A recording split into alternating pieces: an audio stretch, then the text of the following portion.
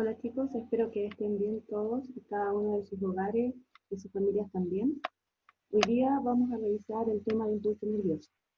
En las entregas anteriores ustedes pudieron aprender, ¿cierto?, los distintos tipos de células que conforman el tejido nervioso, y ahí existían dos tipos de células de este tejido.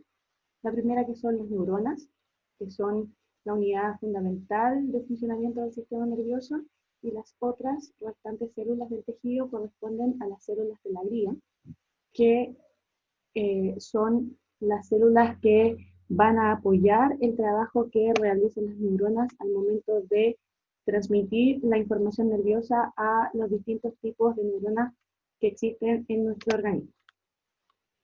Vamos a partir entonces con impulso nervioso, ¿ya?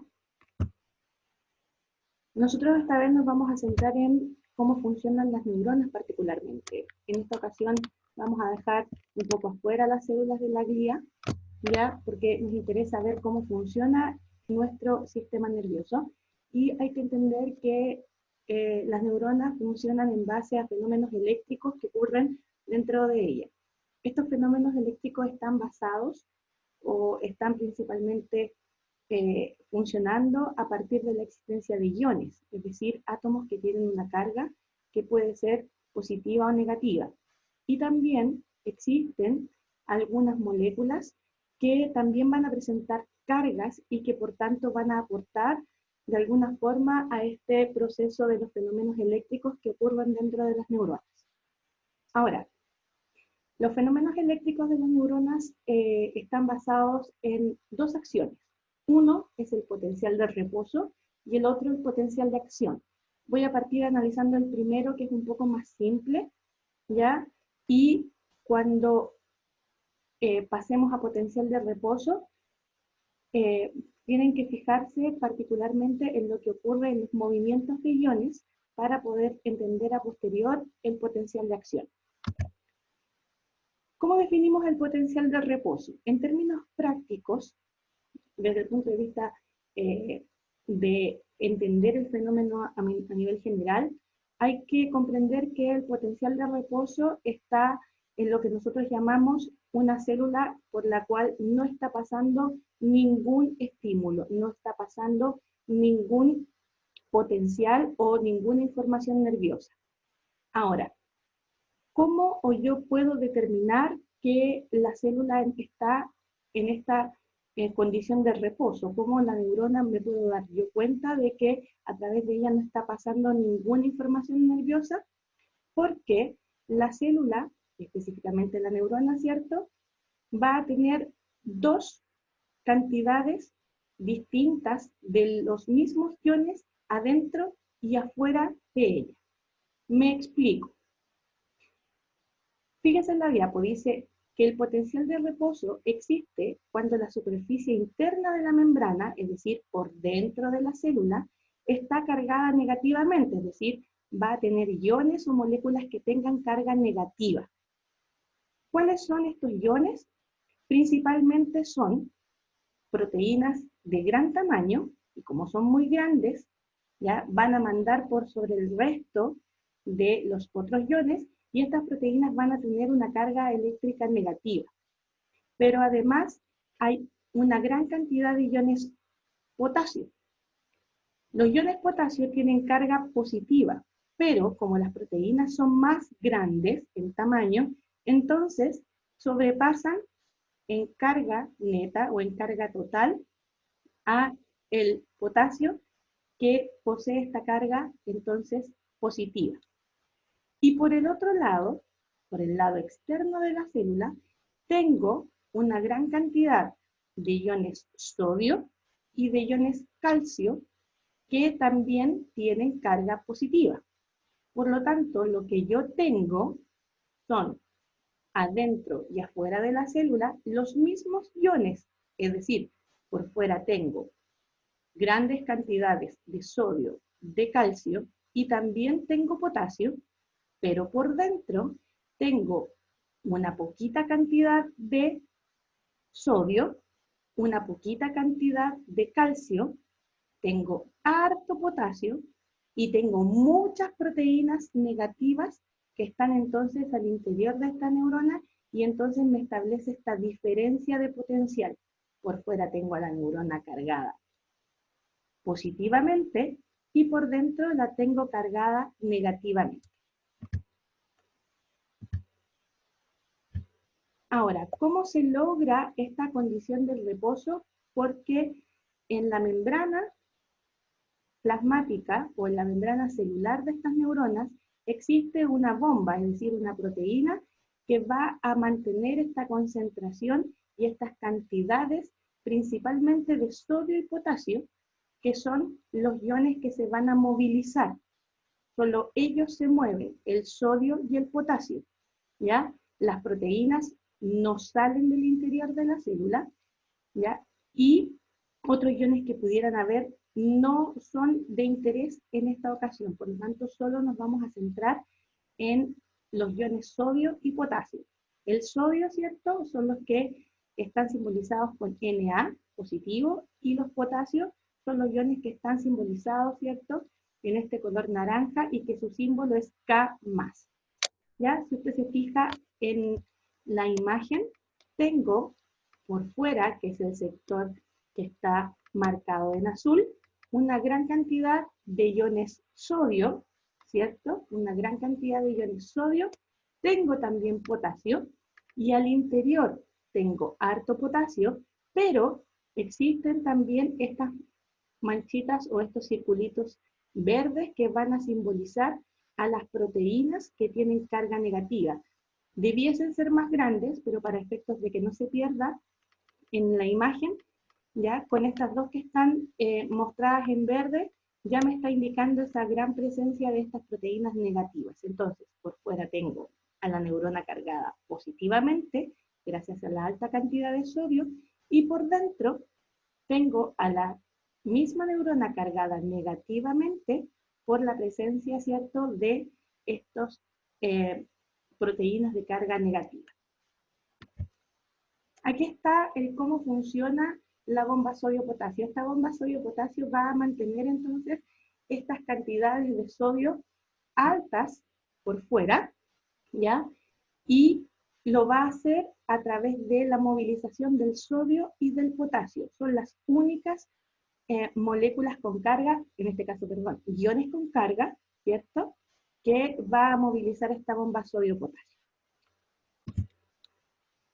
Entonces, esta bomba sodio-potasio ayuda a mantener a la neurona en reposo. Esta bomba sodio-potasio funciona siempre, no solo cuando la neurona está activa, sino que funciona de manera permanente. Por lo tanto, esta bomba constantemente está llevando sodios hacia el exterior e ingresando potasios, ¿cierto?, valga la redundancia, al interior de esta neurona. Ahora, yo puedo medir las cantidades de cargas al interior y al exterior de la neurona gracias a un instrumento llamado osciloscopio, que puede entonces medir las cargas y las mide en voltaje.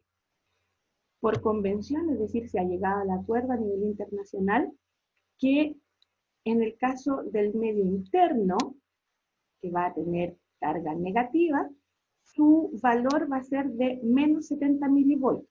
Recuerde que las cargas negativas están dadas por la presencia de esta alta cantidad de proteínas con carga negativa, y en el exterior entonces la misma neurona va a tener un valor de más 30 milivolts, es decir, tiene 30 milivolts en condición positiva porque tiene altas cantidades de sodio que tiene este tipo de carga.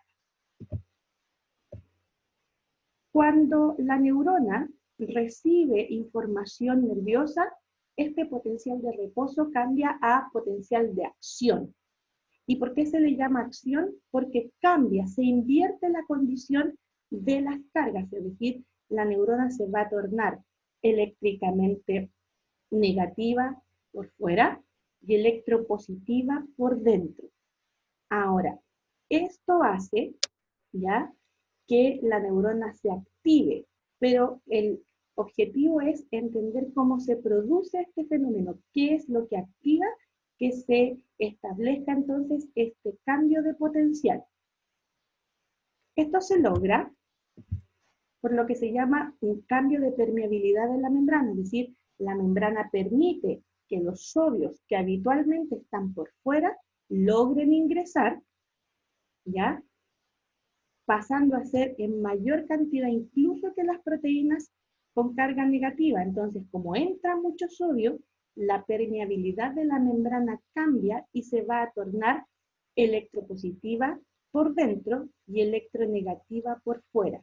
¿Por qué se torna electronegativa por fuera? Porque la cantidad de sodio que entró fue tanta que los pocos iones que habían afuera, que era por ejemplo el cloro, que tiene carga negativa, pasa a tomar el protagonismo por fuera. Ahora, este proceso del cambio de permeabilidad de la membrana se produce por un estímulo, ¿ya? Los estímulos, dependiendo de su intensidad, pueden desencadenar un impulso nervioso o pueden no desencadenarlo. Cuando yo tengo un estímulo en condición débil, estoy hablando de un estímulo subumbral. Y este estímulo subumbral solo va a mover muy poquita carga, por lo tanto no se va a producir un potencial de acción. Sin embargo, si el estímulo es fuerte, es decir, es capaz de generar un gran cambio de iones, ¿ya? Estoy hablando entonces de un estímulo en condición umbral y es capaz este estímulo de producir un potencial de acción, es decir, va a entrar mucho sodio, ¿ya? Y por fuera se va a tornar entonces eléctricamente negativa y por dentro se va a tornar eléctricamente positiva. Los estímulos entonces van a permitir que las neuronas frente a los estímulos sigan la ley del todo o nada. Esta ley dice que si el estímulo es bajito, débil o de característica subumbral, en la neurona no va a pasar nada. Mientras que si el estímulo es de alta intensidad o de condición mayor, este estímulo umbral va a desencadenar un potencial de acción y entonces se produce el todo. Y ese todo habla que toda la condición eléctrica de esa neurona cambia.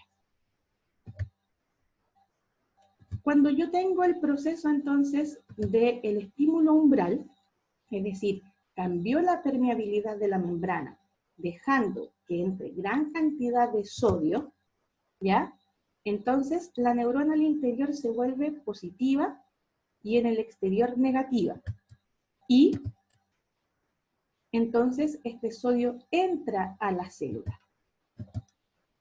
cambiando el potencial de acción que al interior en condición de reposo era de menos 70, la hace llegar hasta 0 e incluso sobrepasar al más 35, es decir, hubo un gran cambio de polaridad, entró tanta cantidad de sodio que de ser una neurona al interior negativa pasa a ser una neurona al interior positiva.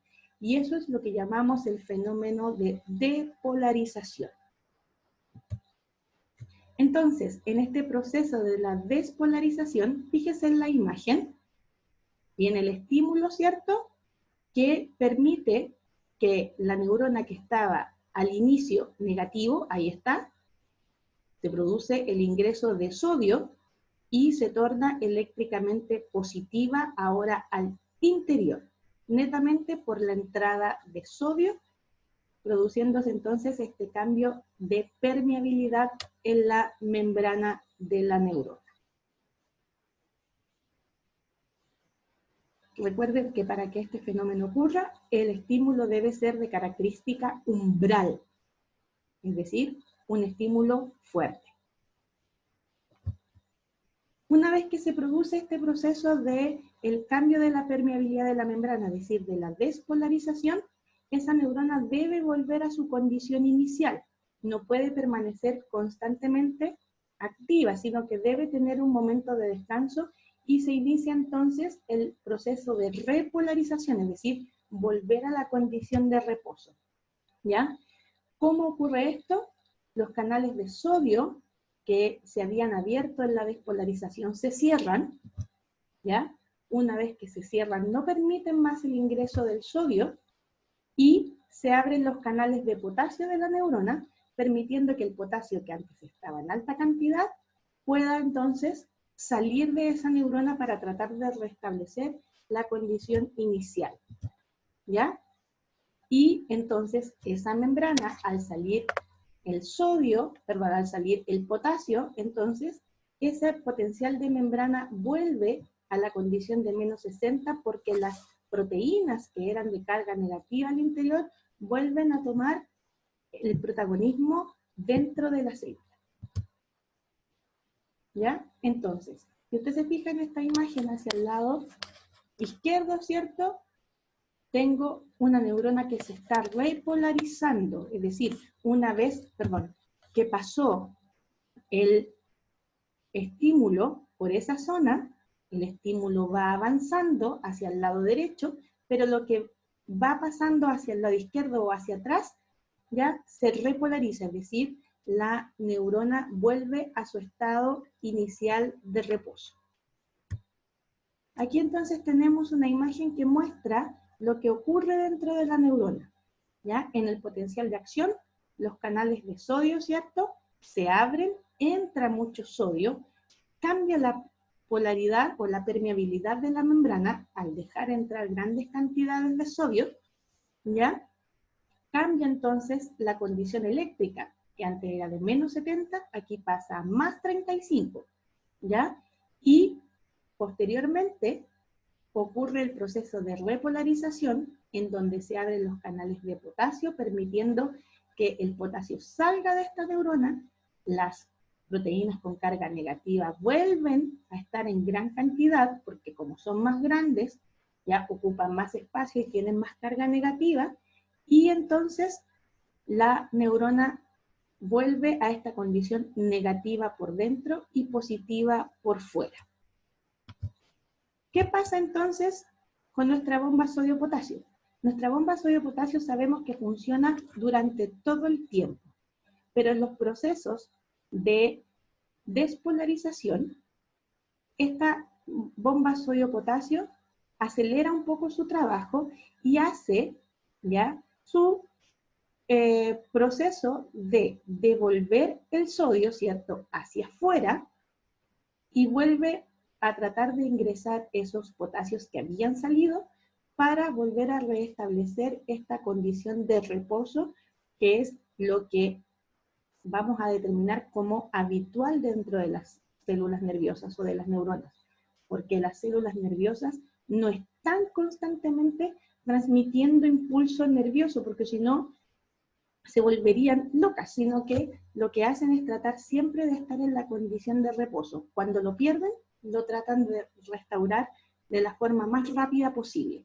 Este periodo en donde esta bomba sodio-potasio hace esta pega un poco más fuerte de lo habitual, ¿cierto? Se denomina un periodo refractario, en donde a través de esta neurona, aunque yo la vuelva a estimular, aunque sea un estímulo umbral e incluso más fuerte de lo normal, que se llaman ya supraumbrales, esta neurona que está tratando de volver al reposo no vuelve a estimularse nuevamente porque no es capaz de recibir un nuevo estímulo. Por lo tanto, para que vuelva a responder frente a un estímulo, debe volver a esta condición de reposo o la repolarización. Y esto es lo que hace entonces esta bomba sodio-potasio.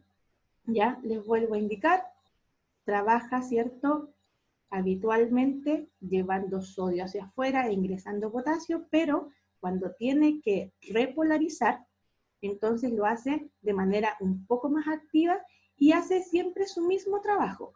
Saca sodio e ingresa potasio para volver al proceso de reposo o de repolarización.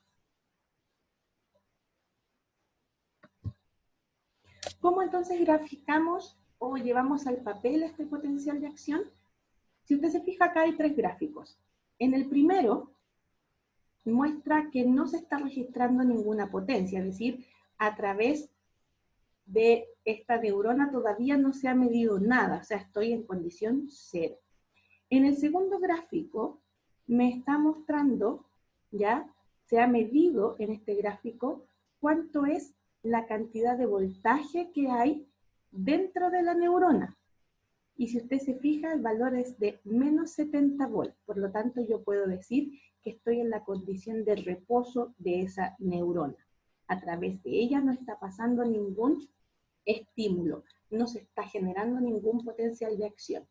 Sin embargo, cuando se establece el estímulo, fíjese en lo que ocurre y que se ve en el gráfico 3. Existe ya una variación importante de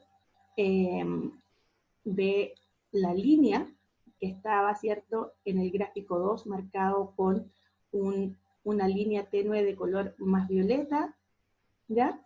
Fíjese que esta línea cambia y pasa en el gráfico 3, que está bajo el 0, parte bajo el 0, pero en algún punto sube, cambiando la polaridad de la membrana, y ya no es negativa, sino que partió a ser positiva. Por lo tanto, yo estoy indicando ahí que existe un potencial de acción. La neurona recibió un estímulo y cambió su polaridad. Se volvió electropositiva por dentro y electronegativa por fuera. ¿Ya? Por lo tanto, yo puedo decir que en ese momento, cuando se inicia este cambio de polaridad, es ahí donde ocurre la aplicación del estímulo. Entonces, para que se pueda realmente producir un potencial de acción, yo tengo que seguir estos pasos que están marcados hacia el lado izquierdo de su pantalla. Para que yo pueda tener un potencial de acción, debo partir primero con lo que se llama una diferencia de potencial, es decir, una diferencia de cargas entre el interior y el exterior de la célula. ¿Cómo va a ser esa diferencia de carga? Lo que nosotros vamos a llamar entonces el potencial de reposo. Este potencial de reposo entonces, recuerde que significa que la neurona está eléctricamente cargada negativamente por dentro y cargada positivamente por fuera. Cuando yo aplico un estímulo umbral o un estímulo que sea capaz de movilizar las cargas, se produce un potencial de acción. Y este potencial de acción implica que la neurona se vuelve electropositiva por dentro, por la entrada de sodio, y electronegativa por fuera. Y entonces yo puedo decir ahí que está pasando a través de esa neurona un impulso nervioso. ¿Cuál es el objetivo final del paso de este impulso nervioso a través de las neuronas?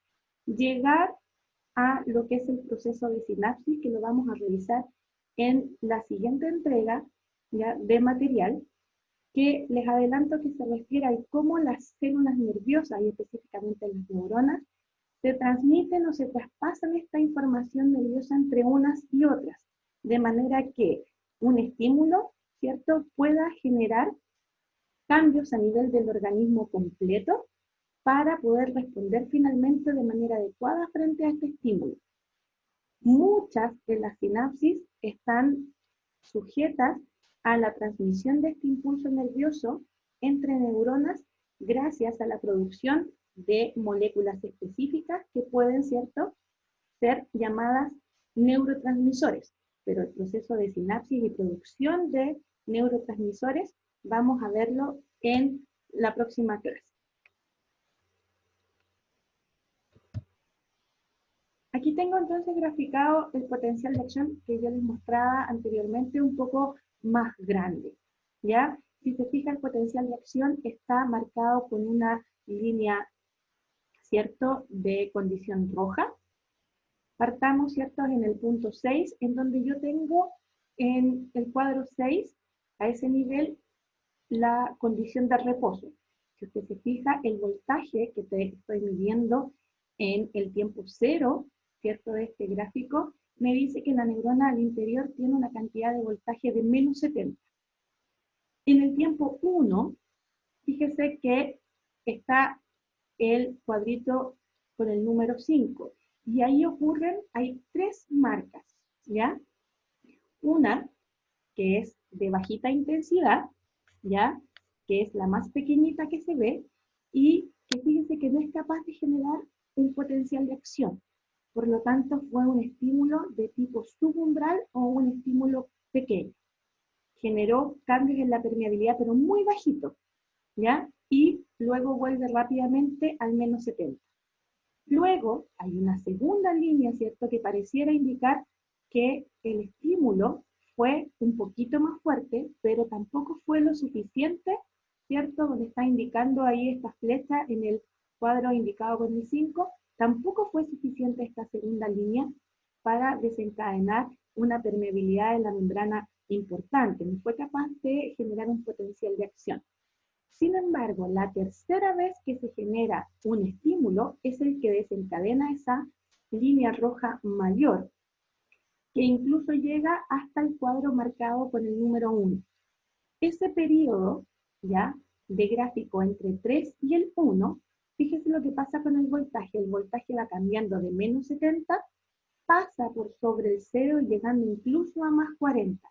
En el número 3 que está marcado en el cuadro, me está diciendo que ahí se empezó a desencadenar el potencial de acción, es decir, ocurre este proceso, ¿cierto?, de el cambio de la permeabilidad de la membrana, que determina entonces que las cantidades de voltaje al interior de esta neurona cambian. Desde el menos 70 va subiendo hasta llegar al más 40, ¿ya? Y en el más 40, que es la parte más importante o la parte que se de más alto voltaje que existe dentro de esta neurona, es el máximo de potencial, es decir, la neurona ya cambió su permeabilidad de manera completa y se dispone entonces a tratar de volver al reposo, que es el número que está marcado con el 4, es decir, está repolarizándose, volviendo a su condición de reposo. Pero como se han movido tantas cargas, ¿ya?, y hay que restaurarlas todas a su condición inicial, fíjese que la imagen muestra que la curva baja tanto, incluso muy menor por sobre menos 70, mucho más abajo del menos 70. Entonces, aquí tengo lo que se llama el periodo refractario marcado con 2. Eso quiere decir que durante este periodo de tiempo, entre el número 3 y el 4 del tiempo, ¿ya?, esta neurona no va a ser capaz de responder a un nuevo estímulo. Si yo estimulara en el tiempo 3 a esta neurona, ¿ya?, esta neurona no sería capaz de responder a este nuevo estímulo y por lo tanto no produciría un nuevo potencial de acción. Esta neurona tiene que esperar volver a su condición de reposo, ¿ya?, o a su estado, ¿cierto?, inicial, que lo logra finalmente en el tiempo 5 de este gráfico, ¿cierto? Y es ahí cuando recién entonces es capaz de responder a un nuevo potencial. Ahora bien, aquí tenemos una imagen donde va mostrando cómo va avanzando este potencial de acción, ¿ya? En el primer esquema, ¿ya?, considerando que lo que estamos midiendo es cómo se moviliza este potencial de acción a nivel del axón, es decir, el sector central que está mostrando ahí la estructura de la neurona, ¿ya? Fíjese que está el proceso de despolarización. Se entiende entonces que antes estábamos en el reposo, se aplica, ¿cierto?, el estímulo de características umbral, que permite entonces este cambio de la polaridad, permitiendo entonces que entre el sodio, la neurona se vuelva eléctricamente positiva por dentro y va a tratar de avanzar en ambas direcciones. Como va avanzando en ambas direcciones y la neurona está tratando de volver al mismo tiempo a su condición de reposo, paso a la imagen 2, en donde la neurona está repolarizando o tratando de volver a esta condición inicial de reposo.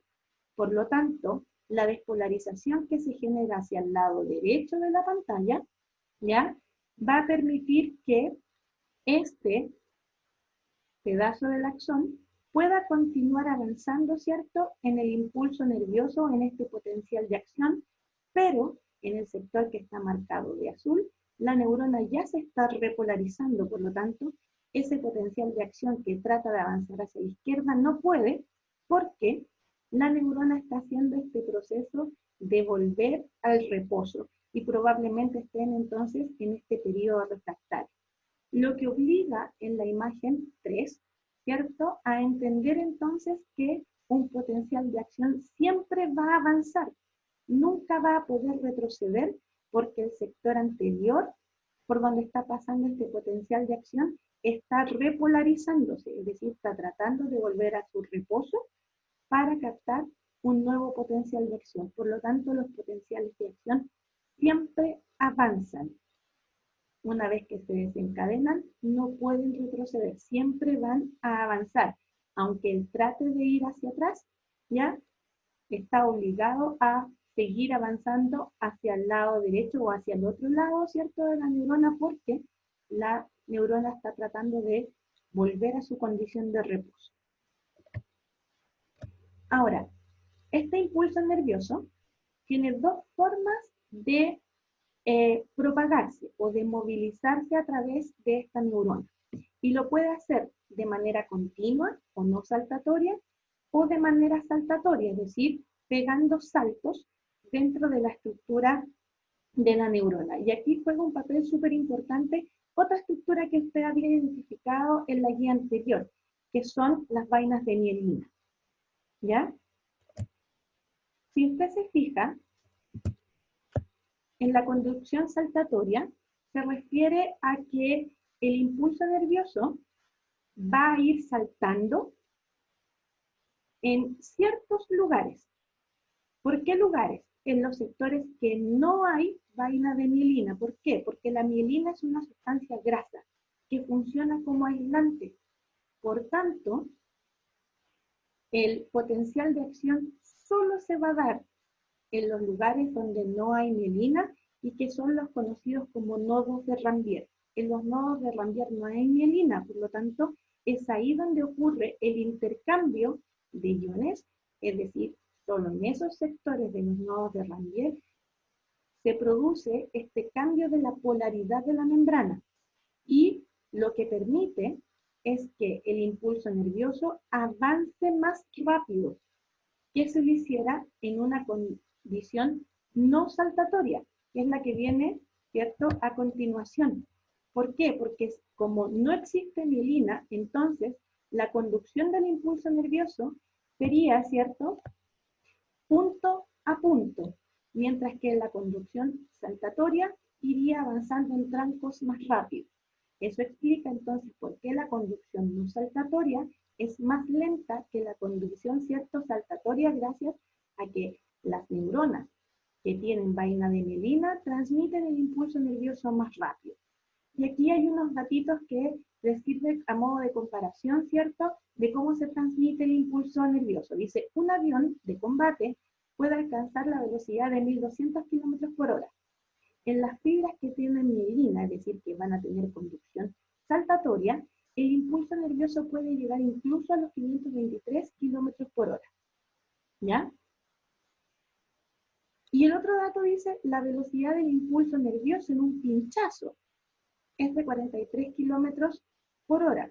Claro, a lo mejor para nosotros, los 43 km por hora es bastante lento, sin embargo, usted tiene que considerar que usted ni siquiera alcanza a medir 1 kilómetro. Usted mide, ¿cierto?, a lo más 1,70 m para el estándar nacional, ¿cierto?, o del tamaño promedio del chileno. Por lo tanto, que una neurona tenga una velocidad de conducción de 43 km por hora es altísima, ¿cierto?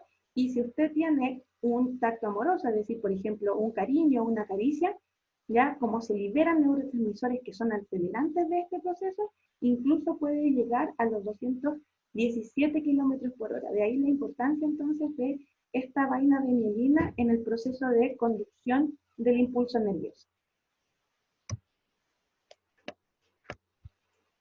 Bien, pasemos a ver entonces el proceso de la guía de ejercitación. Ya, mamá, mete tu huella. Mete tu huella.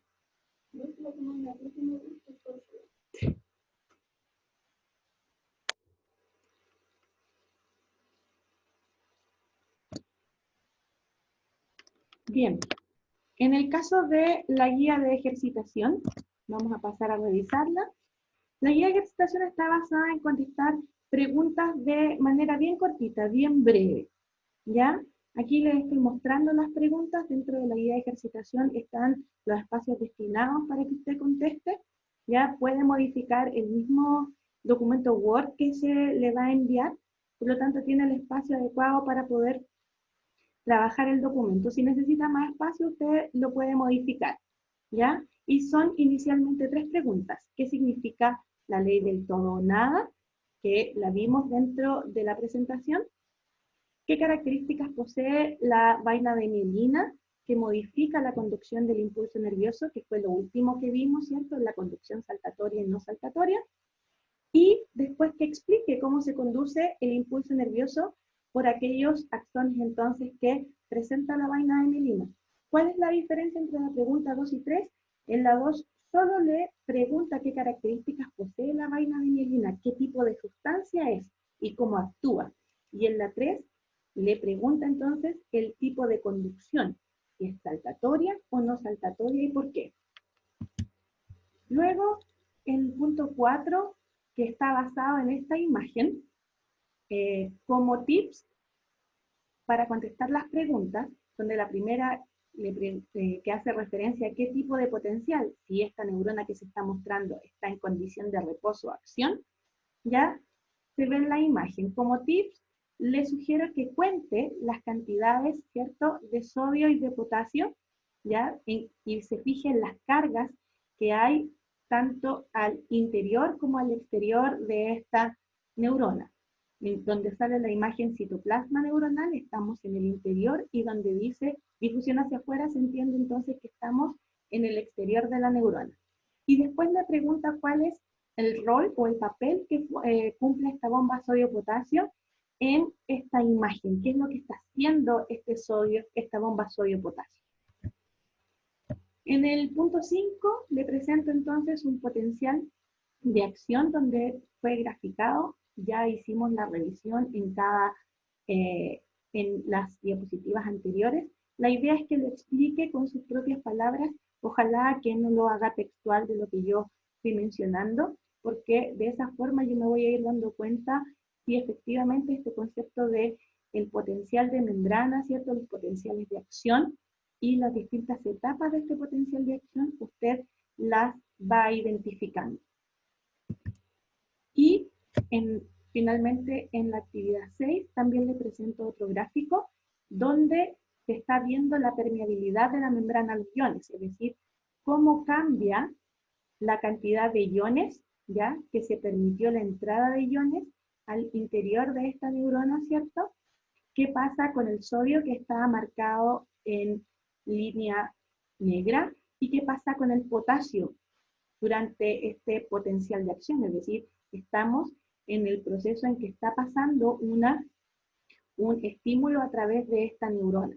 Entonces, aquí en esta pregunta lo importante es que usted tenga claro que estamos ya en un potencial de acción, no estamos en el reposo, estamos en la acción.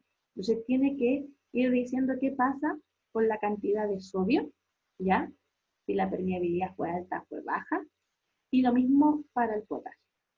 Bueno, chicos, espero que les haya quedado claro y que esta forma de explicar la materia sea un poco más gráfica, más práctica.